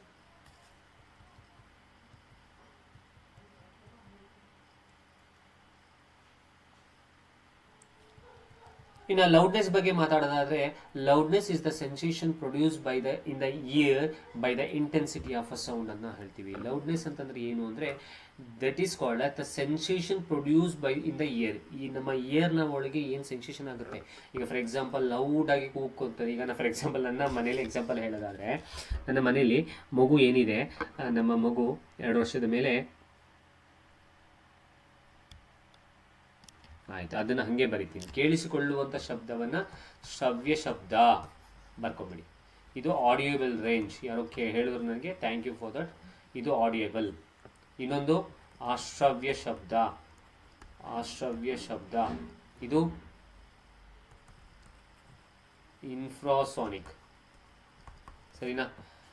ನೆಕ್ಸ್ಟು 3ನೇದು ಅಲ್ಟ್ರಾಸೌಂಡ್, ಶ್ರವಣಾತೀತ. ಸರಿನಾ ಸರ್? ಕ್ಲಿಯರ್ ಆಯ್ತಾ? ಹೋಗ್ಲಿ. ನೆಕ್ಸ್ಟ್, ಈಗ ನಾನು ನನ್ನ ಮಗುನ ಬಗ್ಗೆ ಎಕ್ಸಾಂಪಲ್ ತಗೋತಾ ಇದ್ದೀನಿ ಅಂತ ಹೇಳಿದೆ. ನನ್ನ ಮಗು 2.5 ವರ್ಷ. ಈಗ 2 ವರ್ಷದ ಮಗು ಏನು ಮಾಡುತ್ತೆ ಅಂದರೆ, ಸಡನ್ನಾಗಿ ಒಂದೊಂದು ಸಲ ಲೈಕ್ ಕಿರ್ಚ್ಕೊಬಿಡುತ್ತೆ. ಇವತ್ತು ರಜೆ ಇತ್ತು ಅಂದ್ಬಿಟ್ಟು ತುಂಬ ಕಿರ್ಚ್ಕೋತಾ ಇತ್ತು. ಕಿರ್ಚ್ಕೊಂಡು ಆಟ ಆಡ್ಕೊಂಡು ಇರ್ತಿತ್ತು. ಆ ಸಂದರ್ಭದಲ್ಲಿ ನಮ್ಮ ಕಿವಿಗೆ ಹೆಂಗೆ ಅನ್ಸುತ್ತೆ ಕೆಲವೊಂದ್ಸಲ ಅಂದರೆ, ಕಿರ್ಚ್ಬೇಡ ಸುಮ್ಮನಿರು, ಈ ಮಕ್ಳು ಹಂಗೆ ಅಲ್ವಾ, ಕಿರ್ಚ್ಬೇಡ ಸುಮ್ಮನಿರು ಅಂತ ಹೇಳ್ತೀವಿ. ಯಾಕೆ ಕಿರ್ಚ್ಬೇಡ ಸುಮ್ಮನಿರು ಅಂತ ಹೇಳ್ತೀವಿ? ಆ ವಾಯ್ಸು ನಮ್ಮ ಕಿವಿಗೆ, ಆ ಲೌಡ್ನೆಸ್ ಅನ್ನುವಂಥದ್ದು ಕಿವಿಗೆ ಬಂದು ಬಡಿಯುತ್ತೆ. ಅರ್ಥ ಆಗ್ತಿದೆಯಾ? ಆ ಸೆನ್ಸೇಷನ್ ಗೊತ್ತಾಗುತ್ತೆ ನಮಗೆ, ದಟ್ ಇಂಟೆನ್ಸಿಟಿ ಆಫ್ ಸೌಂಡ್. ಪಪ್ಪ ಅಂತ, ಈಗ ನಾನು ಒಂದ್ಸಲ ಪಪ್ಪ ಅಂತ ಕರೀತಾರೆ ನಮ್ಮ ಮಗು, ನಾನು ಪಪ್ಪ ಅಂತ ಕರೆಯುವಂಥದ್ದು. ಪಪ್ಪ ಅಂತ ಕರೀತಾನೆ, ಒಂದ್ಸಲ ಕೇಳಿಸ್ಕೊಳ್ಳಲ್ಲ, ಪಪ್ಪ ಅಂತ ಜೋರ ಕೂಗ್ಬಿಡ್ತಾನೆ. ಆಗ ಆ ಒಂದು ಇಂಟೆನ್ಸಿಟಿ ಆಫ್ ಅ ಸೌಂಡ್ ನಮ್ಗೆ ಗೊತ್ತಾಗತ್ತಲ್ಲ, ಅದನ್ನೇ ನಾವು ಲೌಡ್ನೆಸ್ ಅನ್ನೋಂಥದ್ದು. ಧ್ವನಿಯ ತೀವ್ರತೆಯಿಂದಾಗಿ ಕಿವಿಯಲ್ಲಿ ಉಂಟಾಗುವ ಸಂವೇದನೆ, ವೇದನೆ ಅನ್ಬೇಡಿ, ಸಂವೇದನೆ ಅನ್ನೋದು. ಇನ್ನು ಪಿಚ್ ಬಗ್ಗೆ ಹೇಳೋದಾದ್ರೆ, pitch is nothing but it is the sensation by which the ear judges a sound to be shrill or at a high or low. Pitch ಅಂತಂದ್ರೆ ಏನು? ಈಗ ಫಾರ್ ಎಕ್ಸಾಂಪಲ್, ನಾನು ಮಾತಾಡ್ತಾ ಇದ್ದೀನಿ, ಕೇಳಿಸ್ತಾ ಇದೆಯಾ? ಇಲ್ಲ. ನಾನು ಮಾತಾಡ್ತಾ ಇದ್ದೀನಿ, ಕೇಳಿಸ್ತಾ ಇದೆಯಾ? ಇಲ್ಲ. ಮಾತಾಡ್ತಿದ್ದೀನಿ, ಕೇಳಿಸ್ತಾ ಇದೆಯಾ? ಹೌದು. ಮಾತಾಡ್ತಾ ಇದ್ದೀನಿ, ಕೇಳಿಸ್ತಾ ಇದೆಯಾ? ಹೌದು. ಮಾತಾಡ್ತಾ ಇದ್ದೀನಿ. ನನ್ನ ವಾಯ್ಸ್ನಲ್ಲಿ ಈಗ ನಾನು ಹೇಳಿದ್ನಲ್ಲ, ಒಂದು 3-4 ಸಲ ಮಾತಾಡ್ತಾ ಇದ್ದೀನಿ. ಒಂದು ಜೋರು ವಾಯ್ಸು, ಒಂದು ಕಡಿಮೆ ವಾಯ್ಸು, ಒಂದು ಮೀಡಿಯಂ ವಾಯ್ಸು. ಇದು ಪಿಚ್ ಮೇಲೆ ಡಿಪೆಂಡ್. ನಾವು ಹೆಂಗೆ ಮಾತಾಡ್ತೀವಿ, Ear judges a sound to be a shrill or at a high, low, and it is determined by, simple, ಫ್ರೀಕ್ವೆನ್ಸಿದ ಮೇಲೆ ಡಿಪೆಂಡ್ ಆಗುತ್ತೆ. ಆ ಫ್ರೀಕ್ವೆನ್ಸಿ ಎಷ್ಟು ಮೇಲೆ ಇರುತ್ತೆ ಡಿಪೆಂಡ್ ಆಗುತ್ತೆ. ಫಾರ್ ಎಕ್ಸಾಂಪಲ್, ಈಗ ನೀವೇ ಮೆಸೇಜ್ ಕಳಿಸಿದ್ದೀರಾ, ಒಂದೊಂದು ಕಳಿಸ್ತೀರಾ, ಏನಂತ, ಸರ್ ಕೇಳಿಸ್ತಾ ಇಲ್ಲ ವಾಯ್ಸು, ನನ್ನ ವಾಯ್ಸ್ ಕೇಳಿಸ್ತಾ ಇಲ್ಲ, ನಿಮಗೆ ವಾಯ್ಸ್ ಕ್ಲಿಯರ್ ಇಲ್ಲ, ಸ್ವಲ್ಪ ಸೌಂಡ್ ಜಾಸ್ತಿ ಮಾಡಿ ಸರ್. ಆಗ ನಾನೇನು ಮಾಡ್ತೀನಿ, ನನ್ನ ಲ್ಯಾಪ್ಟಾಪಲ್ಲಿರೋ ವಾಲ್ಯೂಮ್ನ ಸೌಂಡ್ನ ಜಾಸ್ತಿ ಮಾಡಿಬಿಡ್ತೀನಿ, ಹೌದಲ್ಲ. ಅಂಥ ಸಂದರ್ಭದಲ್ಲಿ ನಮ್ಮ ಪಿಚ್ ವೇರಿ ಆಗುತ್ತೆ, ಫ್ರೀಕ್ವೆನ್ಸಿ ವೇರಿ ಆಗುತ್ತೆ, ಆವೃತ್ತಿ ಬದಲಾವಣೆ ಆಗುತ್ತೆ. ಅದನ್ನೇ ನಾವು ಪಿಚ್ ಅಂತ ನಾವು ಕರೆಯುವಂಥದ್ದು. ಓಕೆ, ಅದರಲ್ಲಿ ವುಮೆನ್ ವಾಯ್ಸ್ ಎಷ್ಟಿರುತ್ತೆ, ಇಷ್ಟು ಮಟ್ಟಿಗೆ ಇರುತ್ತೆ. Has an higher pitch than man's. ಆಯಿತಾ? ಸೊ ವುಮೆನ್ ವಾಯ್ಸು ಮತ್ತು ಇದು ಮ್ಯಾನ್ ವಾಯ್ಸು. ಸೊ ಇದು 85,180, ಇದು ಎಷ್ಟಿದೆ, 1 2 3 4 5 6, okay, 1,65,255 hertz. Because man's vocal cord, ಈಗೊಂದು ವರ್ಡ್ ಬಂತು ನನಗೆ, ಇದೊಂದು ಮರ್ತ್ಬಿಟ್ಟಿದೆ ಫಸ್ಟ್ ಮಾತಾಡೋವಂಥ ಸಂದರ್ಭದಲ್ಲಿ. ಸೌಂಡ್ ಅನ್ನೋಂಥದ್ದನ್ನ ಮಾತಾಡೋ ಸಂದರ್ಭದಲ್ಲಿ ನಾನು ಮರ್ತ್ಬಿಟ್ಟೆ ಹೇಳೋದು. Sound is a form of energy which particle vibrates ಆಗುವಂಥದ್ದು. ನಮ್ಮಲ್ಲಿ ನಾವು ಮಾತಾಡ್ತಾ ಇದ್ದೀವಿ ಅಂತಂದರೆ ನಮ್ಮ ವೋಕಲ್ ಕಾರ್ಡ್ನಲ್ಲಿ ಅಲ್ಲಿ ವೈಬ್ರೇಟ್ ಆಗುತ್ತೆ. ಆ ವೈಬ್ರೇಟ್ ಆಗುವಂಥ ಸಂದರ್ಭದಲ್ಲಿ ವೈಬ್ರೇಟ್ ಆದಾಗ ನಮ್ಗೆ ಏನಾಗುತ್ತೆ, ಎಸ್, ಸೌಂಡು ಹೊರಗೆ ಬರುತ್ತೆ. ವುಮೆನ್ಸ್ಗೂ ಮೆನ್ಸ್ಗೂ ಇರೋ ಡಿಫ್ರೆನ್ಸ್ ಗೊತ್ತಾಯ್ತಾ? ಆ್ಯಂಡ್ ಯಾಕೆ? Because man's vocal cord are longer and thicker and therefore vibrate more slowly. ಮ್ಯಾನ್ದು ವೋಕಲ್ ಕಾರ್ಡ್ ಹೆಂಗಿರುತ್ತೆ ಅಂತಂದರೆ ಲಾಂಗರ್ ಆಗಿರುತ್ತೆ, ಉದ್ದವಾಗಿರುತ್ತೆ, ಥಿಕ್ಕರ್ ಆಗಿರುತ್ತೆ. ಹಾಗಾಗಿ a child voice is higher still. The voice of a baby breaks at puberty because the larynx enlarges. ಒಳಗಡೆ ಇದೊಂದು word, ಇದು ಏನಿದೆ, ಇದು ಒಂದು ಪಾರ್ಟ್, ಓಕೆನಾ, ಇದೊಂದು ಪಾರ್ಟ್. ಸೊ ಮಕ್ಕಳುಗಳಲ್ಲಿ ಇದು ಬ್ರೇಕ್ ಆಗುತ್ತೆ ಬಿಕಾಸ್ ಅದರಲ್ಲಿ ಈ ಒಂದು ಪಾರ್ಟ್ ಏನಾಗುತ್ತೆ, ಎನ್ಲಾರ್ಜ್ ಆಗೋದ್ರಿಂದ ಅದು ಬ್ರೇಕ್ ಆಗಿ ಅವನ ವಾಯ್ಸು ಸ್ವಲ್ಪ ಹೈ ಇರುತ್ತೆ. ದ ಬಜ್ ಆಫ್ ಮಸ್ಕಿಟೋ ಗೊತ್ತಲ್ಲ, ಸೊಳ್ಳೆ ಬಂದು ಉಯ್ ಅಂತ ಅನ್ನುತ್ತಲ್ಲ, ಅದರದ್ದು ಎಷ್ಟು ಅರ್ಥ ಆಯ್ತಾ?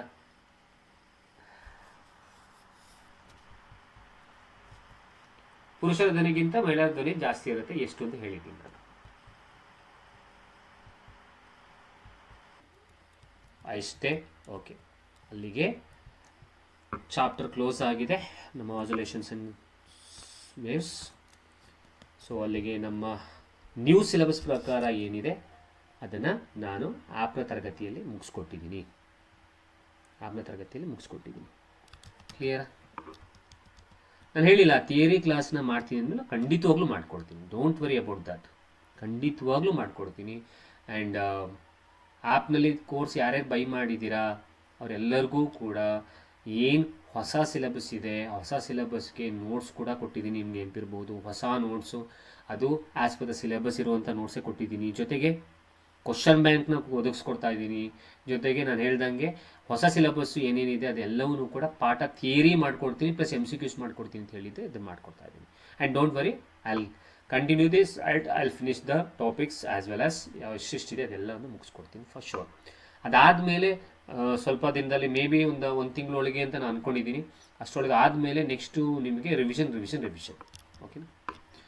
Thank you. ನಾಳಿನ ತರಗತಿಯಲ್ಲಿ ಮೀಟ್ ಮಾಡ್ತೀನಿ. ನಾಳಿನ ತರಗತಿ ಯಾವುದು? ಮ್ಯಾಥ್ಸ್ 3 ತರಗತಿ ಮಾಡಬೇಕು. ಆಮೇಲೆ ಫಿಸಿಕ್ಸಲ್ಲಿ ಯಾವ್ದು ಸ್ಟಾರ್ಟ್ ಮಾಡ್ತೀನಿ ಅಂತ ಹೇಳಿದ್ದೀನಿ, ಎಲೆಕ್ಟ್ರಿಸಿಟಿ ಆ್ಯಂಡ್ ಮ್ಯಾಗ್ನೆಟಿಸಮ್. ಓಕೆನಾ? ನಿಮ್ಮ ಫ್ರೆಂಡ್ಸ್ಗಳಿಗೂ ಹೇಳಿ, ಕೋರ್ಸ್ 399 ರುಪೀಸ್ಗಿದೆ, ತೊಗೋಬೋದು. ಕಲ್ತಿರೋರಿಗೆ ರಿವಿಷನ್ ಆಗುತ್ತೆ, ಕಲ್ತಿಲ್ಲ ಅಂದವ್ರಿಗೆ ಕಲ್ತು ಮಾಡೋದಾಗುತ್ತೆ. ಐ ಹೋಪ್ ಇವತ್ತಿನ ಕ್ಲಾಸ್ ನಿಮಗೆ ಇಂಟ್ರೆಸ್ಟ್ ಆಗಿತ್ತು ಮತ್ತು ಸಮಥಿಂಗ್ ಏನೋ ಕಲ್ತ್ಕೊಂಡೆ ನಾನು. The only one thing that I can say, the way of saying is different, but the definition should be the same definition which is there in the NCERT book. Am I correct? But ಹೇಳುವ ವಿಧಾನ, ಹೇಳುವ ತರಹದಲ್ಲಿ ಬದಲಾವಣೆ ಆಗುತ್ತೆ. Okay, so that's why always I will say, don't judge a book by its cover. don't ever compare. ನಾನು compare ಅಂತಂದರೆ like ಎಲ್ಲರಿಗೂ ಹೇಳ್ತಾ ಇರ್ತೀನಿ, ಅವ್ರದ್ದೇ ಆದ ರೀತಿಯಲ್ಲಿ ಇರುತ್ತೆ ಸರ್. ಹಾಗಾಗಿ ಡೋಂಟ್ ವೆರಿ ಅಬೌಟ್. ಓಕೆನಾ? Thank you. Good night. ಊಟ ಮಾಡಿ ಆರಾಮಾಗಿ ಮಲ್ಕೊಳ್ಳಿ. ನಾಳೆ ತರಗತಿಯಲ್ಲಿ ಮೀಟ್ ಮಾಡ್ತೀನಿ. ಓಕೆ.